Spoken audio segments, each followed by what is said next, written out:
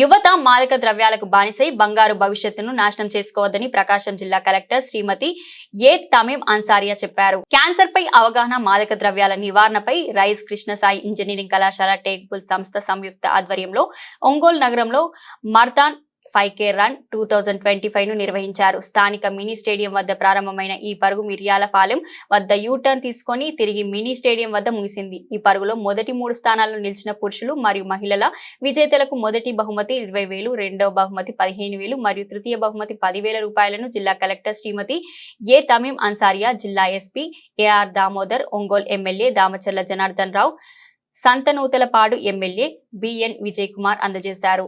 Rice college MD Bharat, టేక్బుల్స్ chairman Bhaskar Reddy, Rise secretary and correspondents Siddha Hanumantharao మరియు తదితరులు పాల్గొన్నారు.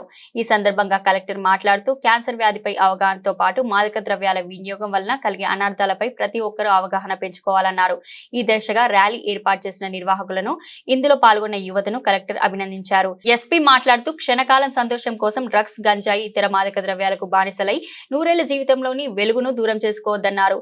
ద్విచక్ర వాహనదారులకు హెల్మెట్ ప్రాణాలకు రక్షణ కవచం లాంటిదని, ద్విచక్ర వాహనదారులు తప్పనిసరిగా హెల్మెట్ ధరించాలని ఎస్పీ చెప్పారు. ఈ రన్ లో పాల్గొన్న యువతీ యువకులు ప్రజలకు క్యాన్సర్, మత్తు పదార్థాల నియంత్రణ, హెల్మెట్ పై అవగాహన కల్పించాలని ఆయన పిలుపునిచ్చారు.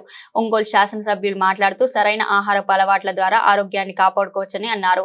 ఆరోగ్యాన్ని కాపాడుకుంటూ భవిష్యత్తుపై యువత దృష్టి పెట్టాలని ఆయన పిలుపునిచ్చారు.